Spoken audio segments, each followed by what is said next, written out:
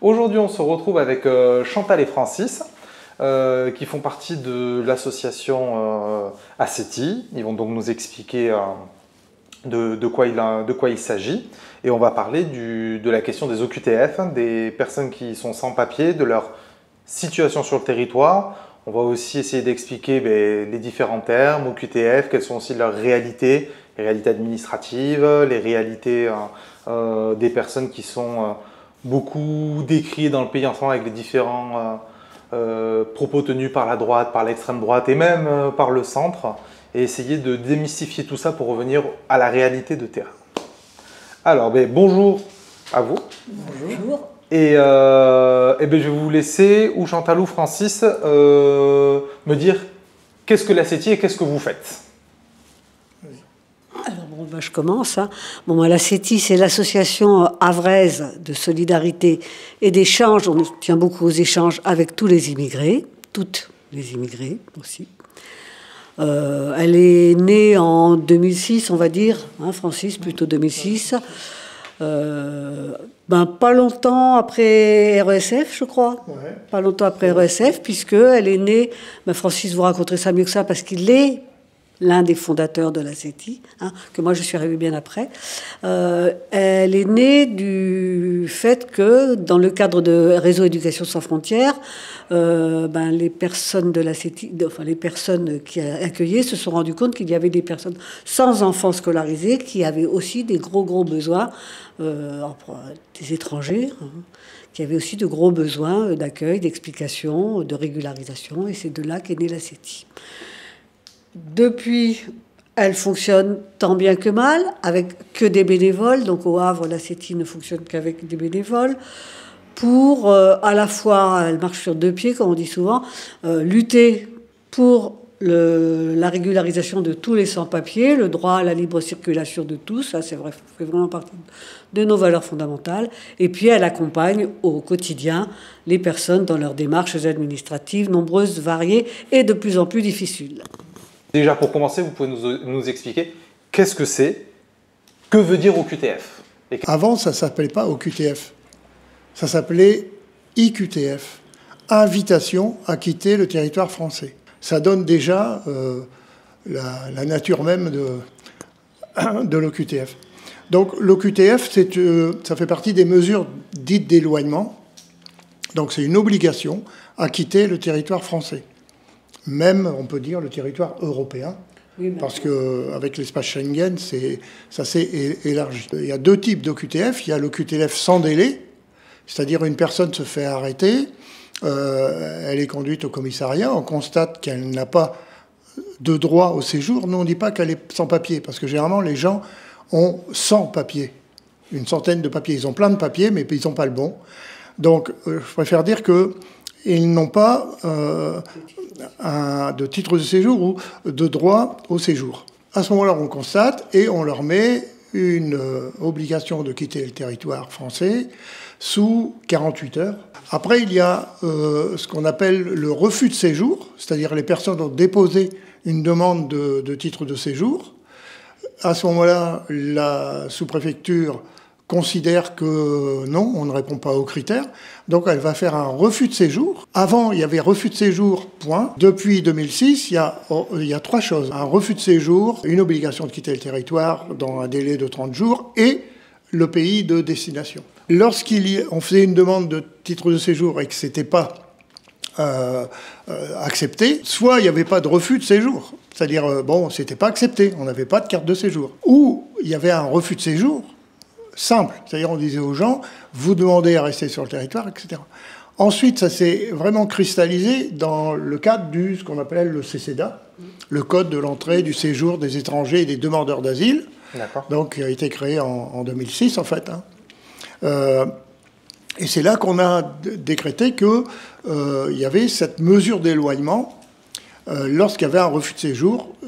Comme j'ai expliqué avant, les 3 points étaient liés. C'est venu aussi de la perception qu'on a des étrangers Il y a une époque où les étrangers, on les accueillait. D'ailleurs, il y avait foyer de travailleurs. C'était vraiment, que ce soit à Doma ou d'autres, c'était des foyers pour accueillir. La mise en place de l'OQTF, c'est devenu, on n'accueille plus les étrangers, on les refoule. Je crois que ça, c'est vraiment un tournant, c'est-à-dire qu'on considère que c'est un danger. Donc on n'a plus à les accueillir, et après ça s'est lié à la fermeture des frontières, etc. Donc c'est vraiment une mesure d'éloignement. Et toutes les lois qui vont suivre sont reliées à cette notion, il faut qu'on expulse les gens. Avant, il pouvait y avoir des refus de titres de séjour, mais ça ne venait pas forcément à renvoyer les gens. Non. Les gens n'étaient pas vus comme des gens à repousser. Hein. Là, l'OQTF, c'est vraiment, pour moi, on l'a ressenti comme ça dès le départ, c'était vraiment un changement d'attitude. Hein, c'est pour ça qu'on dit qu'il n'y a pas une crise migratoire, il y a une crise de l'accueil. On est passé de « je vous accueille et on va voir comment on peut essayer de s'organiser ensemble, même administrativement », à « je vous repousse ». Entre 2010 et 2023, on a multiplié par 3 le nombre d'OQTF. Donc ça montre bien aussi cette évolution à repousser, repousser, repousser. Hein, est-ce que le flux, lui, a augmenté x3? Non. Non. Non, pas du tout. Et donc ça, c'est vraiment très important. Donc, on se retrouve souvent devant la sous-préfecture et on voit qu'il y a des problématiques pour justifier pourquoi on est là, sur les demandes, pour les recours, pour les délais. Il y a eu des cas aussi spéciaux l'année dernière avec Gratiella où il y avait des cas de décisions administratives qui avaient été prises qui étaient assez singulières. Qu'est-ce que ça implique pour une personne sous OQTF? Quels sont les risques qu'elle prend? Le problème, évidemment, c'est qu'une OQTF, ça crée un stress considérable parce que les OQTF sont exécutables. Hein, donc, on peut prendre la personne et la mettre dans l'avion, en gros. Hein. Donc, évidemment, ça crée un stress considérable. Après, pour ce qui est de la vie quotidienne, quand ils ne sont pas donc mis dans l'avion, ça ne change pas grand-chose. Quand déjà une personne n'a pas de titre de séjour, elle est de toute façon dans une situation très difficile tous les jours. Hein. Mais l'augmentation des OQTF fait que on rencontre beaucoup d'étrangers, d'étrangères qui avant se promenaient, disons, circulaient à peu près normalement en ville. Et là, elles ont la peur panique en permanence d'être arrêtées et effectivement d'être potentiellement mises dans l'avion. Bien que le nombre d'OQTF exécutés n'ait pas tant augmenté que ça, hein, Francis. L'OQTF, c'est une mesure individuelle. Hein, donc ça porte sur un individu, une femme, un homme, mais ça porte sur une personne.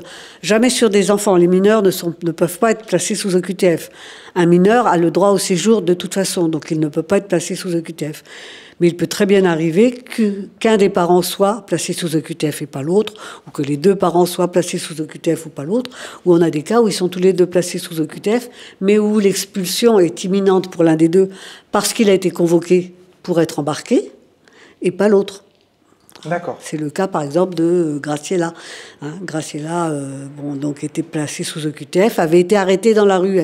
Son mari et elle avaient tous les deux une OQTF, mais son mari était encore en phase de recours, donc il n'était pas expulsable. Elle avait été arrêtée en contrôle d'identité. Du coup, elle avait eu une OQTF et en plus de ça, ce qu'on va développer plus tard, une IRTF. Et donc, l'expulsion était exécutable et elle avait été convoquée pour être effectivement expulsée. D'accord. Et donc dans ce cas-là, il n'y a rien dans le bloc législatif qui aura une protection de la famille, du bloc familial, non. Quoi. D'accord, ok. Non, parce que ça a forcément été évoqué pendant le recours, l'unité de la famille, etc. Et les recours actuellement. Parmi les évolutions, il y a effectivement l'évolution du comportement des tribunaux administratifs qui confirment de plus en plus les mesures qu'on leur demande d'annuler. Oui. Là, il y a une évolution nette à ce niveau-là. Tous les avocats le disent. Des cas où ils avaient effectivement gain de cause, des situations où ils avaient gain de cause, mais très couramment, il y a encore 5-6 ans, maintenant, ils sont retoqués. Est-ce que ces enfants, une fois la majorité atteinte, Est-ce qu'il n'y a pas quelque chose qui est prévu dans la loi où on se dit, bon, mais l'enfant fait ses études en France, il est scolarisé, il vit là, et on va lui permettre une continuité, on va dire, de vie, et il peut rester, ou est-ce qu'il peut être mis sous OQTF aussi? Et c'est pas parce qu'il a fait ses études ici qu'il a un droit automatique à rester sur le territoire. D'accord. D'accord ? Il y a un certain nombre de règles, c'est les articles du Code de l'entrée et du séjour des étrangers et des demandeurs d'asile, le CCDA. Mais il arrive que, lorsqu'ils arrivent à leur majorité, n'obtiennent pas leur titre de séjour et se trouvent avec une OQTF. On ne peut pas expulser un mineur. C'est toute la bagarre avec les mineurs dits non accompagnés, où on essaye de les faire croire majeurs, parce que, comme ça, on ne les met pas à l'ASE, deux, on peut les renvoyer. Donc, lorsqu'ils sont mineurs, il n'y a pas de souci. Mais dès qu'ils deviennent majeurs, ils sont obligés, entre leurs 18 ans et la veille de leurs 19 ans, ils doivent déposer une demande de titre de séjour. Tu as le cas de tous les mineurs non accompagnés qui ont fait des études, qui souvent ont obtenu des CAP, qui sont souvent dans des travaux difficiles, pas tellement demandés, et qui ont vraiment trouvé leur place. Souvent, ils ont un patron qui les soutient, puisqu'il y a même une association qui s'appelle Patron Solidaire qui s'est créée dans ce but-là, et qui sont quand même sous le coup d'une OQTF. Il n'y a pas une semaine qui se passe où on ne voit pas un cas de ce type-là dans la presse. Hein. D'accord. Qu'est-ce qu'un CRA? Parce qu'on entend souvent rétention administrative. Moi, pour avoir pu parler avec des gens qui sont pas trop au sujet, qui sont pas trop au courant de ces sujets-là, s'imaginent des foyers, s'imaginent, sans avoir jamais mis un pied. Est-ce que vous pouvez nous dire qu'est-ce qu'un CRA et qu'est-ce qu'est la réalité des gens qui vivent dans un CRA, enfin qui sont retenus dans un CRA? C'est un centre de rétention. C'est pas, on nous dit oui, mais c'est pas de la détention, d'accord? Mais en fait, c'est pas très très loin. En fait, quand on est en CRA, on est enfermé. Ça, c'est la première chose. On peut pas entrer, sortir. La seule différence avec une détention, c'est que là, on a un poste d'appel téléphonique, on peut échanger par téléphone avec l'extérieur.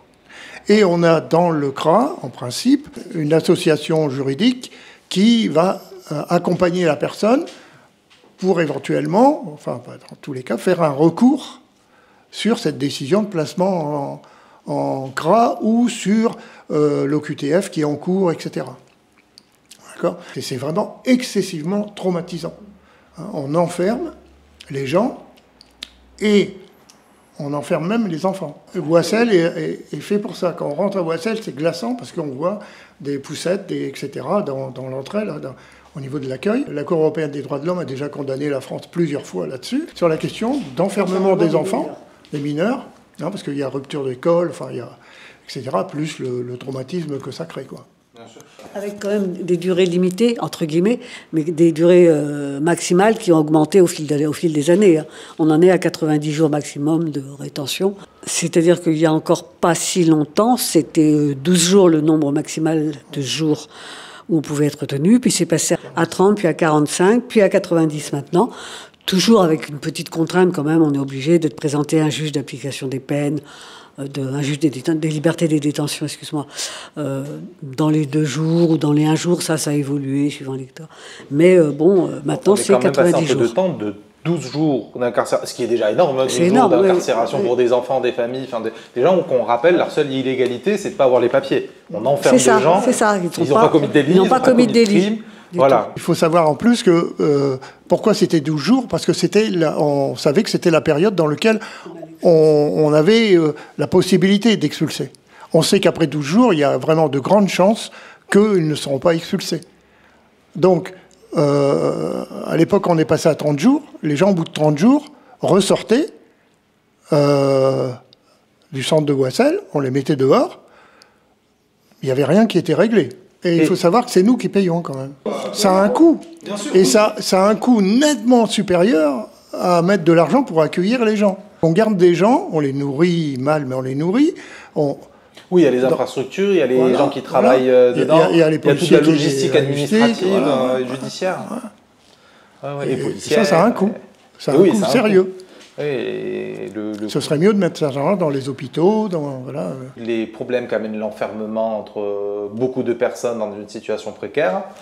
Donc il y a des violences, je suppose, il y a Il y a des gens qui, par exemple, avalent des lames de rasoir pour pouvoir sortir du CRA.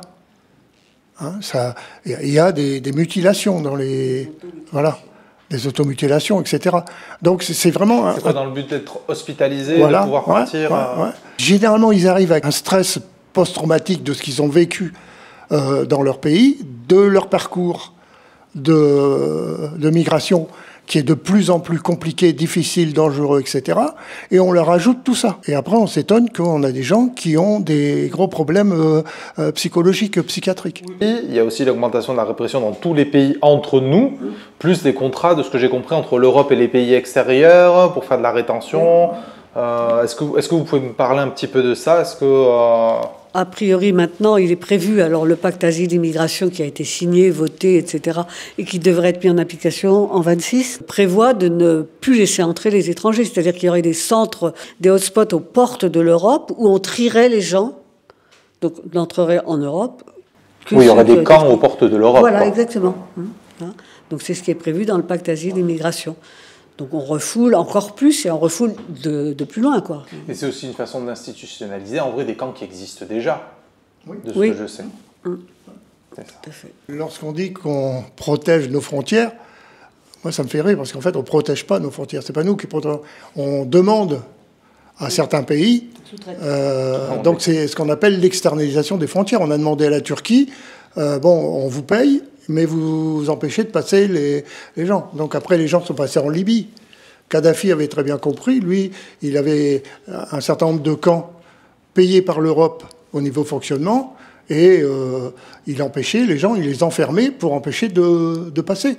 Donc après, à chaque fois, le parcours de migration, ça se déplace, on retrouve une autre voie de migration, parce que la migration, on ne peut pas l'empêcher. Cette externalisation, elle est terrible. Par exemple, l'Italie essaye d'envoyer ces gens en Albanie, les enfermer pendant la durée de l'étude de leur dossier. D'accord. Bon, heureusement, au niveau justice, ça coince et ça ne marche pas. Vous m'avez parlé d'IRTF tout à l'heure. Qu'est-ce que l'IRTF ? L'interdiction de retour sur le territoire français, alors ça date de, que je ne dise pas de bêtises, 2018, je dirais, c'est la loi Collomb. Ouais. L'IRTF, la grosse différence avec l'OQTF, c'est que l'OQTF, jusqu'à présent, une fois qu'elle n'est plus exécutable, on peut refaire une demande de titre de séjour. Jusqu'à la loi Darmanin, les OQTF étaient exécutables pendant 1 an. Depuis la loi Darmanin, elles le sont pendant 3 ans.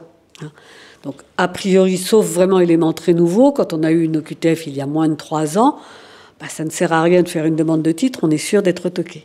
Alors l'IRTF, la différence, c'est que l'IRTF, on ne peut rien faire tant qu'on n'est pas retourné sur le territoire, tant qu'on n'a pas quitté le territoire français. On a une interdiction de retour sur le territoire français, et celle-ci, a priori, ne peut être abrogée que si on a quitté l'espace Schengen, et qu'on le prouve, bien sûr. D'accord. À ce moment-là, on peut demander l'abrogation. Parce que on a tout de même effectivement des personnes qui sont sur le territoire français depuis 20 ans ou 10 ans et qui n'ont pas de titre. Il y a encore 7-8 ans, ça pouvait arriver de demander un titre pour elles et puis de l'obtenir. Mais là, maintenant, c'est cuit, quoi. Mais est-ce qu'il y a des cas dans lesquels des gens cumulent des titres de séjour depuis des années, sont sur le territoire de façon régulière parce que des titres et tout ça, et à un moment donné se voient refuser le titre de séjour et mis sous OQTF? Pour retirer un titre de séjour, le plus gros fondement actuellement, c'est le trouble à l'ordre public. Voilà. Alors, trouble à l'ordre public, c'est quand même très très vague. Nous, on a des gens qui se sont vus retirer des titres de séjour. Plutôt que des vrais retraits, on a souvent vu des gens qui se sont vus retirer des titres, par exemple, de 10 ans pour se voir donner à la place un titre de 1 an. C'est plus fréquent. Suite à une condamnation Suite à une condamnation ou à une menace de condamnation, même si la condamnation n'a pas eu lieu. Ah, d'accord. Donc la personne peut être toujours juridiquement innocente. Voilà, exactement. Il suffit qu'elle ait commis quelque chose passible d'une peine de... Pas qu'elle ait été condamnée à une peine de... Oui, et donc même peut-être qu'elle ne l'ait même pas commis, juste qu'il y ait une poursuite. Voilà, qu'il y ait une poursuite, exactement. D'accord. Et ça, c'est clair, oui. C'est clairement dit. Donc il y a des décisions administratives qui condamnent les gens avant la justice, en fait. D'une certaine façon, c'est une double peine. Tout à fait. Il y a aussi, pour le coup, un marché qui s'est développé autour du fait de renvoyer les gens, ou en tout cas de mettre de la pression sur les personnes sans papier. Il y a aussi cet enjeu-là, je suppose, maintenant un marché qui s'est développé, et que quand on s'oppose politiquement, quand on essaie de lutter contre la répression des personnes sans papier, il y a aussi des intérêts économiques maintenant. Pas seulement pour l'ECRA. Par exemple, il y a des sociétés qui se sont mis plein d'argent et qui se mettent plein d'argent, ne serait-ce qu'avec les fameux barbelés que nous on appelle barbelés avec lame de rasoir. D'accord. Au niveau des frontières, hein, on prend... on a abattu le mur de Berlin, mais on en a mis je ne sais pas combien d'os supplémentaires pour empêcher les gens de passer. Vous prenez le Ceuta ou Melilla, qui sont des zones où il y a 3 rangées de grillages très très hauts, où les gens sont obligés d'escalader, et en haut il y a des barbelés. C'est ce Ceuta américaine qui s'est spécialisée là-dedans. Et ce n'est pas les petits barbelés qu'on connaît pour les vaches, etc. Oui, il y a pratiquement, ça a la forme d'une petite lame de rasoir pour qu'on s'arrange bien les... Donc il y a un marché, par exemple la sous-traitance dans les centres de rétention au niveau de la nourriture, ça se privatise aussi. Oui. J'ai un souvenir, mais je ne sais pas, je n'ai pas réévalué depuis, mais ça coûtait 20 000 euros un placement en CRA. Le coût de cette personne pendant le temps de son enfermement, c'est 20 000 euros. Il faudra regarder maintenant, ça doit être beaucoup plus que ça. Il y a à la fois le fait, on l'a arrêté, donc il est allé au commissariat. Ensuite, il y a transport vers le CRA. Ensuite, il y a le juge des libertés, etc. Ensuite, etc., etc. Ensuite, il y a la nourriture, la surveillance, etc. Donc tout ça, il faut regarder le coût, mais c'est énorme. Le problème est donc aussi politique. C'est-à-dire, moi j'ai l'impression, quand j'entends dans les médias en parler, les hommes politiques, les gens de tous les jours avec qui je peux parler, une personne irrégulière, on a l'impression qu'elle est délinquante de par le fait d'être irrégulière. On parle souvent de gens qui sont illégalement sur le territoire, qui sont délinquants, qui sont en fraude. Est-ce que vous pouvez me parler de cette politisation-là de la question? Migrer est un droit.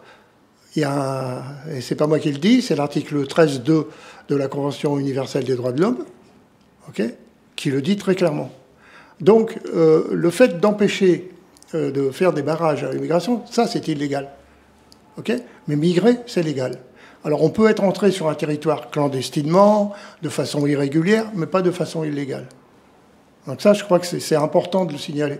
Et le fait, justement, les mots ont leur importance, parce que dès qu'on dit illégal, c'est criminalisation. Comme migrer est un droit, encore une fois, on revient toujours à la même chose. Regardons pourquoi ces personnes sont parties, comment on peut les accueillir, et quel vivre ensemble on peut mettre en place. C'est comme si on regarde, qu'est-ce que ça représente la migration au niveau Europe? C'est le petit carré noir par rapport au reste de la population. Souvent on dit oui, ils viennent de l'étranger pour piquer nos aides, etc., etc. Moi personnellement, je suis pour que les gens qui vivent sur le territoire, le fait d'y vivre suffise à avoir accès aux droits communs. Mais bon, juste histoire de parler de ce discours, moi je me pose quand même une question, c'est que quand on est français, qu'on a des papiers, et que c'est un peu compliqué la vie, déjà avoir des aides, c'est compliqué. Est-ce que quand on vient de l'étranger, qu'on n'a aucun papier et tout, on arrive et on nous donne plein d'aides? On ne rigole pas, mais bon, c'est vrai que c'est comme tu dis, on sait qu'il y a des gens qui ne le savent pas. Non, quand on n'a pas de titre de séjour, on n'a pas d'allocation, on n'a pas la moindre allocation. Mais oui, vraiment pas la moindre. C'est complètement fou. C'est vraiment... Et en plus, moi, je vois là en ce moment l'extrême droite, Zemmour et tout ça, on les entend beaucoup parler de l'AME et tout ça, on ne se rend même pas compte des risques hygiéniques qu'il peut y avoir à interdire, hors du cadre moral en plus de ne pas soigner une personne parce qu'elle ne serait pas française, on s'en fout un peu, mais les risques énormes que ça peut en plus faire encourir, on l'a vu avec le Covid-19, vaut mieux que tout le monde ait quand même accès à un médecin, quoi. L'AME, c'était créé en 2003. Il y a, je sais pas moi, en 80-90, tous les étrangers, en situation régulière ou irrégulière, avaient accès à la santé. Donc, avant 2003, il n'y avait aucune condition à avoir accès à la santé, alors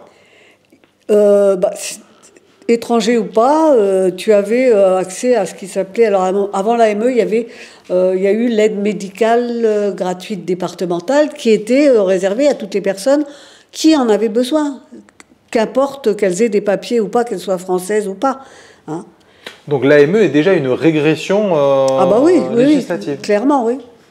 D'accord. Bah, tu vois, je savais pas, parce que c'est souvent présenté comme, comme quelque chose qui est depuis toujours là, qui vide nos caisses. En fait, c'est extrêmement récent et avant, c'était encore plus bien sûr. Ancré dans la solidarité. D'accord. La seule subvention qu'ils peuvent avoir, c'est 75 € par mois, à condition de le demander par le département. Ah, c'est une aide, et encore le département n'est pas obligé de le donner. Ici, c'est 75 € pour toute la famille. Le grand délire, c'est, on dit, oui, mais dès qu'ils ont les papiers, ils ont droit à tout. On va donner un exemple. Le RSA. D'après vous, est-ce que les gens qui ont un titre de séjour ont le droit au RSA? Vu la situation, je dirais que non. Normalement, on pourrait dire oui. Oui, bien sûr, bah oui. Et lorsqu'il y a passage du RMI au RSA, hein, il y a une petite ligne qui s'est mise dans la transformation, qui est que pour les étrangers, pour obtenir le RSA, il faudra justifier de 5 ans de présence régulière sans discontinuité. C'est-à-dire qu'il faut 5 cartes de séjour sans creux entre les cartes. C'est-à-dire que si vous avez 3 cartes, après vous avez un délai parce que vous avez du mal à avoir un rendez-vous, etc. Donc il y a 2 mois, hop, vous repartez à 0. Donc il faut 5 cartes de séjour. 5 cartes de séjour, 5 années. Donc ils ne touchent pas le RSA. C'est faux. Les allocations familiales pour les enfants nés à l'étranger, hein, les enfants, s'ils sont nés en France, ils ont droit. Mais ceux qui sont nés à l'étranger, il n'y a qu'un seul type de carte de séjour qui le permet et il faut justifier que l'enfant est rentré en même temps qu'au moins l'un de ses parents. Et le prouver. Donc il y a très peu de personnes qui viennent avec des enfants nés de l'étranger qui touchent les allocations familiales pour ces enfants-là. Hein, c'est fou. Oui, donc il y a plein de choses comme ça qui sont la fameuse carte bleue pour les demandeurs d'asile. Avant, ils touchaient de l'argent et cet argent, ils en faisaient ce qu'ils voulaient. Maintenant, on leur donne une carte donc au moment de la demande, ceux qui demandent l'asile, hein, pas ceux qui sont dans... non, ceux qui demandent l'asile, pendant la période où on étudie l'asile, ils ont le droit à une certaine somme, à une petite allocation, parce que comme on ne les place pas en centre d'accueil de demandeurs d'asile, il n'y a pas assez de place, on leur donne un peu d'argent pour qu'ils puissent se loger. Mais c'est une loi européenne de toute façon. Oui, on doit un minimum. Et ça, c'est un minimum. Et cette carte, elle est utilisable que dans certains établissements. Hein, par exemple, à Carrefour, au rond-point, là. Et voilà, là, ils peuvent. Il y en a d'autres qui n'acceptent pas. Okay. Et on ne peut pas acheter n'importe quoi avec ça. Hein, on ne peut pas acheter les habits, etc. C'est la nourriture. Cette carte, ce n'est pas un moyen de leur donner de l'argent, c'est un moyen de les fliquer par rapport à l'utilisation de l'argent qu'on leur donne pendant la demande d'asile. Et qui est de l'argent de survie en plus. De l'argent de survie. Je voudrais avoir votre point de vue sur quelque chose. Là, il y a Mélanie, donc on est en train de parler d'une facho, qui a décidé que finalement, il continuerait à accueillir des réfugiés. Édouard Philippe dit il ne faut pas être dans le cliché sur l'immigration et tout ça. Alors il n'est pas trop pour, on connaît le discours de la droite et de son parti, mais il dit on va avoir besoin de gens pour travailler dans des secteurs où personne ne veut travailler, on a la population vieillissante. Est-ce que vous commencez à voir, parce que moi je spécule, je présuppose qu'ils vont essayer de nous pondre un statut particulier d'apartheid, entre guillemets, interne au pays, où on pourrait avoir des gens de l'étranger qui travaillent. Est-ce que vous voyez qu'on est en train de créer des sous-citoyens? Voilà, je cherchais le mot, des sous-citoyens ou des citoyens en sursis. Leur dernière trouvaille là, sur la carte métier en tension, c'est ça, puisque la carte métier en tension, c'est délivré uniquement lorsqu'on travaille dans un métier en tension, avec des conditions, c'est 1 an forcément, c'est pas renouvelable automatiquement, il faut refaire tout le travail chaque année. Donc c'est ça, la carte métier en tension. Et alors qu'elle aurait dû être quasi de droit si la personne était bien en France depuis 3 ans, avait bien travaillé au moins 12 mois dans les 24 derniers mois, eh ben ils l'ont passée à... Elle n'est même pas de droit. C'est-à-dire que même en travaillant dans un métier en tension, eh bien, on peut très bien se voir refuser cette carte. Alors pour l'instant, on n'a pas suffisamment de recul pour savoir s'ils en donnent beaucoup. Parce qu'on n'a pas fait beaucoup de demandes, ne serait-ce que parce que les métiers en tension, jusqu'à mai 2025, c'était une vieille liste, et puis que dans les métiers en tension, il n'y avait ni tout ce qui est hôtellerie-restauration, ni tout ce qui est bâtiment, etc. Oui, donc la carte métier en tension, elle a été actualisée en mai, donc il n'y a que depuis mai qu'on peut vraiment faire, parce que bon, c'était une vraie rigolade, quoi. Quand tu voyais la carte, la liste des métiers en tension, tu te disais, attends, il n'y avait pas les aides à domicile, enfin, il n'y avait rien de tout ça. Ah oui, d'accord. Ouais. Non, il n'y avait rien de ce qu'on appelle, nous, spontanément, des métiers en tension. Cette liste-là, c'était pour choisir les conducteurs de travaux, etc., les informaticiens. C'était le fameux choix de Sarkozy, les métiers nobles, quoi. L'immigration choisie. Les chefs cuisiniers. Voilà. Est-ce que, par exemple, il y a des différences d'accès aux différentes aides? Est-ce que si la personne perd son emploi entre-temps, en chercher un autre, si elle est dans ce renouvellement, elle peut le perdre? Elle peut perdre cette carte? Ah oui, elle peut perdre cette carte, puisque l'étude se fait chaque année. Tout ce qui est allocation, tout ça, c'est menacé, puisqu'effectivement, dans la loi Darmanin, ça a été retoqué, mais ça peut ressortir très vite. Les aides étaient suspendues non plus au droit au séjour, mais à un certain nombre d'années de droit au séjour. Ça a été retoqué par le Conseil constitutionnel, mais c'est toujours dans l'air, ça. Pour ce qui est de toutes ces personnes qui travaillent, il y a des possibilités de demander un titre de travail quand on a travaillé, pendant qu'on n'avait pas le droit de travailler.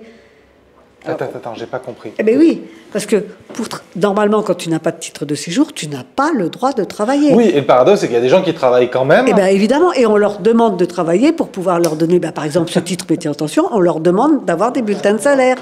Alors qu'ils n'ont pas le droit de travailler, normalement. Mais ça, c'est un paradoxe qui dure depuis... Des années. Des décennies même.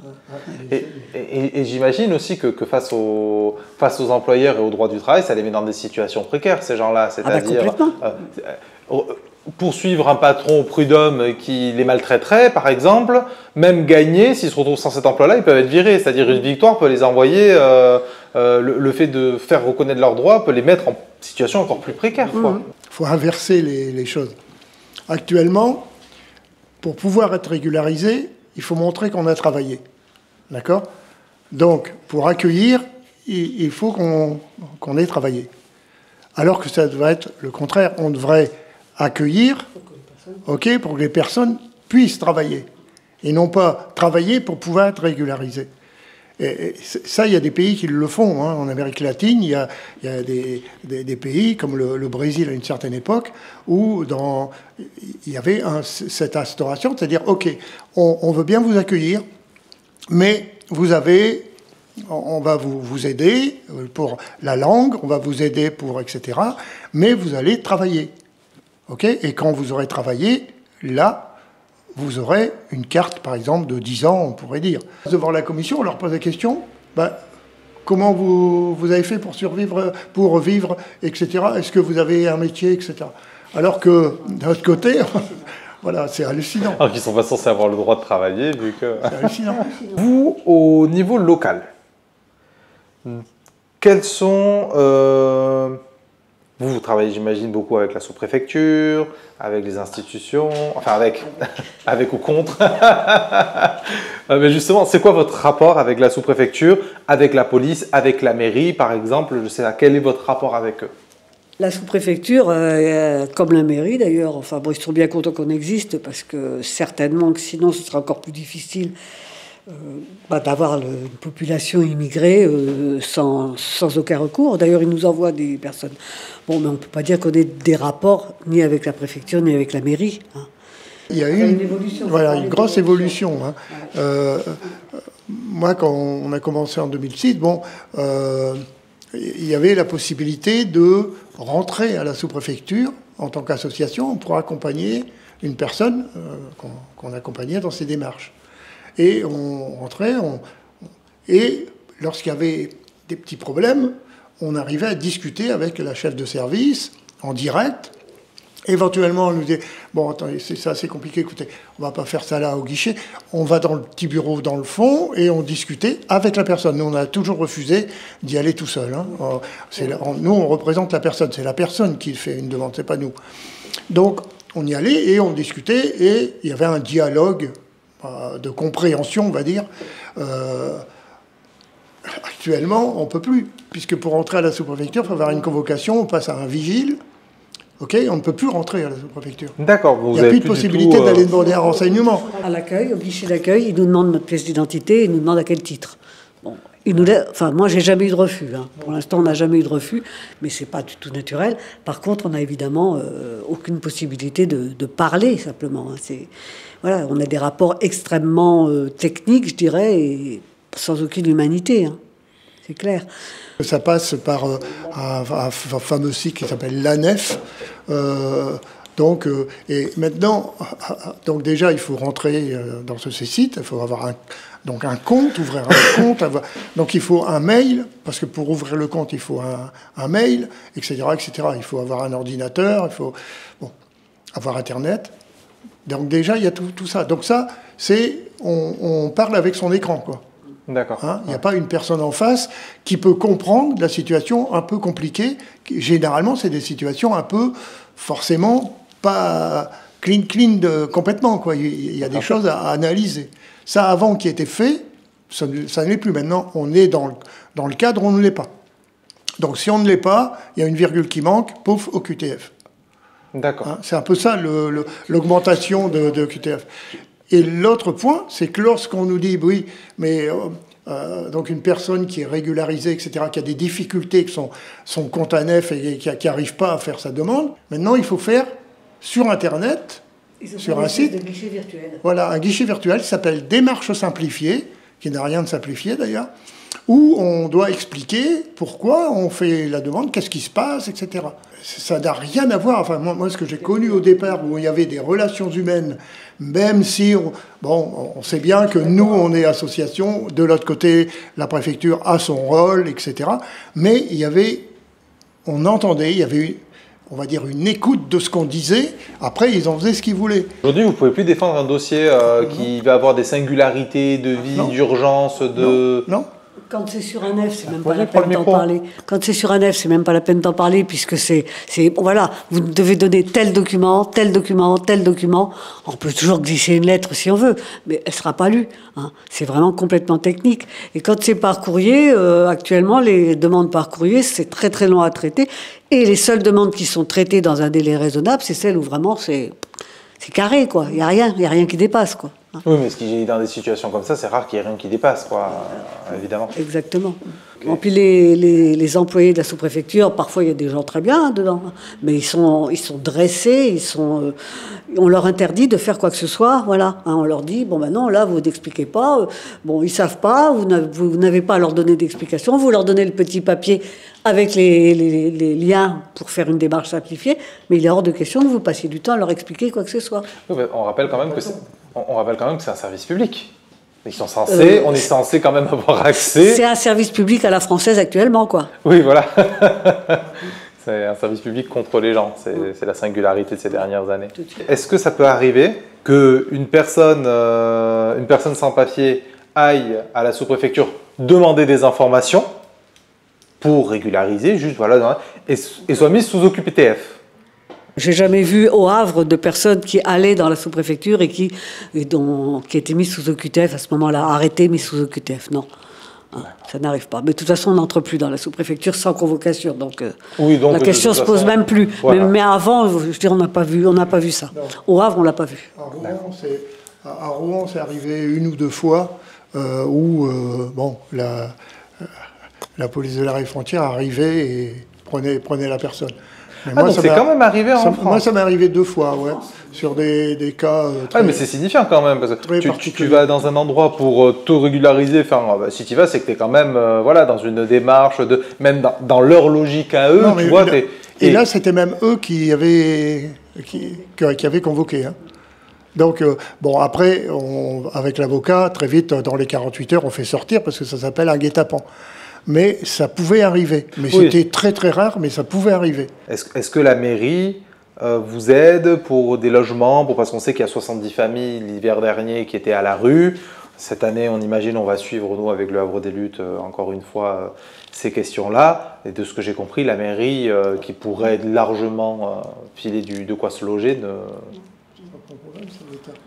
Et justement, c'est quoi ce qu'ils vous disent un petit peu sur ça? C'est pas leur rôle, c'est l'État.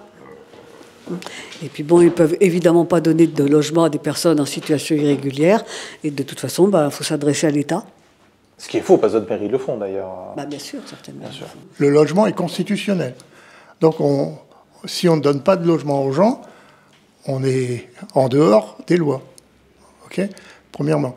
Et deuxièmement, l'hébergement d'urgence est inconditionnel. On doit mettre les personnes à l'abri. C'est une simple question d'humanité et de loi.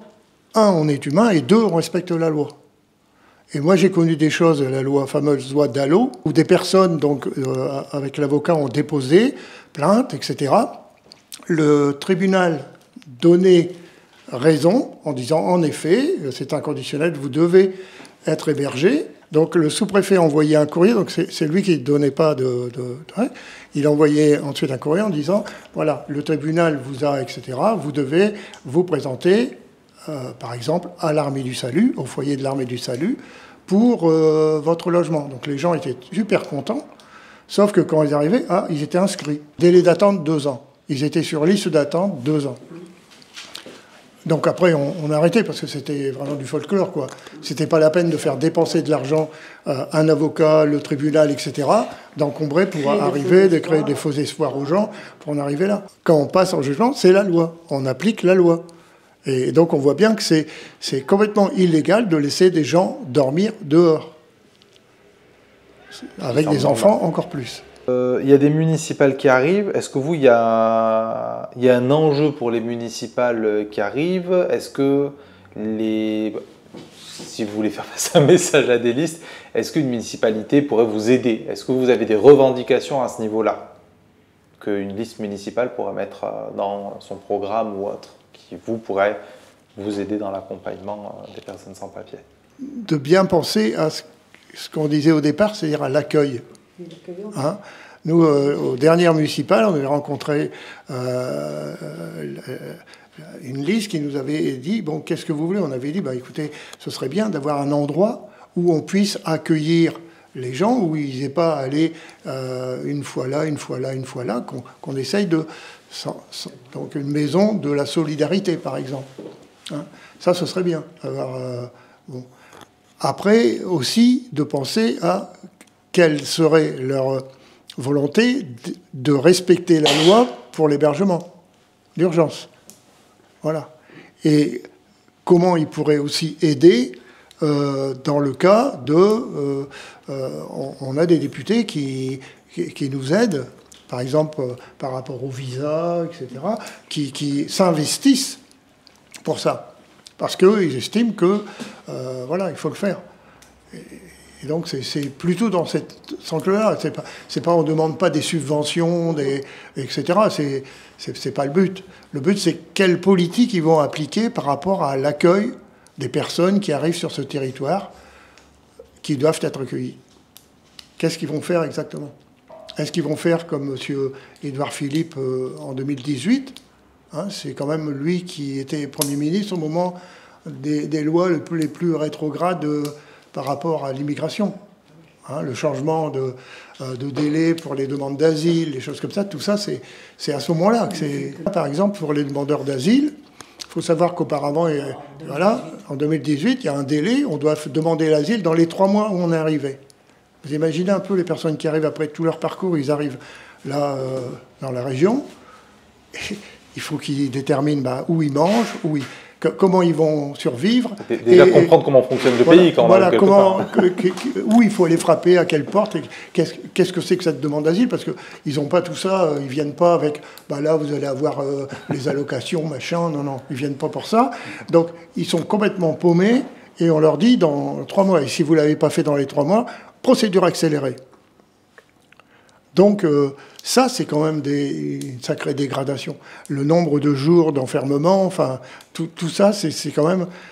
Il y a un truc aussi qui a mis en place la loi de 2018 par rapport aux demandeurs d'asile, c'est qu'avant, actuellement, un demandeur d'asile ne peut plus demander de titre de séjour à l'issue de sa demande d'asile. Il a été rejeté par la demande d'asile. Il n'a pas le droit de demander de titre de séjour, sauf événement vraiment tout à fait nouveau. Il a rencontré l'amour de sa vie, la personne d'une belle Française, voilà, ça ouais. Donc avant cette loi-là, à l'issue de leur demande d'asile, la plupart des étrangers demandaient un titre de séjour, parce que même s'ils n'avaient pas eu l'asile, ils avaient toutes les raisons de ne pas pouvoir retourner chez eux. Donc ils avaient le droit de demander un titre de séjour, quel qu'il soit. Bon, alors après, ce qui était étudié comme les autres. Mais là, ils n'ont plus le droit. S'ils veulent demander un titre, ils doivent le demander dans les 2 mois qui suivent leur demande d'asile. Bon, à ce moment-là, ils ne peuvent pas demander grand-chose en général. Hein. Les droits de demande pour un droit à la santé.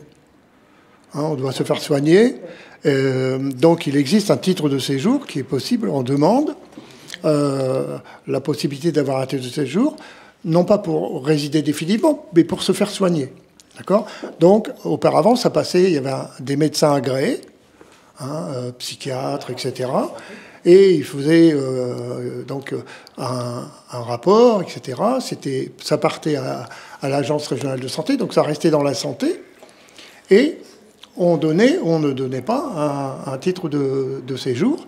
Il y avait 2 critères, c'est qu'il fallait une maladie d'une exceptionnelle gravité et il fallait que le traitement ne soit pas disponible dans le pays. Disponibilité, ça veut dire que si on habite dans le bled, le traitement est très cher, et si on habite dans le bled, on n'a pas moyen de s'en... Bon. Donc ça, c'était général, et c'était traité par la médecine. L'ARS, des médecins agréés, etc. Les médecins savaient ce qu'ils faisaient. Là, non. Là, maintenant, on doit faire la demande auprès envoyer un dossier, donc, et ça part à l'OFII. L'OFII, c'est quel ministère, l'OFII ? Ministère de l'Intérieur. Donc un médecin de l'OFII, donc il y a un médecin, mais qui est du ministère de l'Intérieur, qui va faire le dossier, préparer le dossier, l'envoyer à 3 personnes, 3 médecins, qui vont décider, donc pour toute la France, vont décider de est-ce que c'est une maladie d'une exceptionnalité et est-ce qu'il existe un traitement dans le pays d'origine. Donc ils vous disent carrément, il existe un traitement. Voilà. Point. Ça coûte cher, vous ne pouvez pas y accéder, etc. C'est pas un problème. Donc on a des cas où ils écrivent très clairement cette personne a une maladie d'une exceptionnelle gravité qui nécessite un suivi médical, mais le traitement existe dans le pays d'origine, donc il peut prendre l'avion pour aller se faire soigner. On laisse la personne mourir, quoi. Voilà. Normalement, le préfet peut réétudier en tenant compte. On a une dame de 78 ans qui a 5 cancers, qui est vraiment... voilà. Eh ben non, le médecin a dit, donc c'est marqué, donc hop, on lui remet une QTF. Oui, toujours dans le même esprit, la même loi. Hein. Il y a autre chose qui est passé au ministère de l'Intérieur. C'est tout ce qui dépendait avant du ministère du Travail, tout ce qui est autorisation de travail. Avant, ça dépendait du ministère du Travail. Maintenant, ça dépend du ministère de l'Intérieur et c'est de plus en plus compliqué à avoir. Et là aussi, ça passe par la plateforme numérique. C'est vraiment une histoire politique. Parce que d'un autre côté, si on considère que la personne est une personne avec tous ses droits comme chacun, donc s'il y a un problème de santé, c'est la santé, s'il y a un problème de travail, c'est le travail, s'il y a un problème, etc., là, on dit c'est un problème. Puisqu'on le met dans l'intérieur, d'accord, ministère de l'Intérieur. Donc c'est qu'on considère que cette personne-là, dans sa globalité, est un problème. Et ça, c'est vraiment deux façons de voir la politique et l'accueil. Je vous remercie beaucoup, en tout cas, pour l'interview. Merci à toi. Merci beaucoup, c'est gentil. Et de toute façon, on se voit bientôt, que ce soit là, dans les prochains temps, avec les différentes procédures. J'imagine que le réseau RESF cet hiver va encore devoir se mettre au travail. Et nous, on va essayer de suivre tout ça avec le Havre des Luttes. Et puis voilà, merci beaucoup.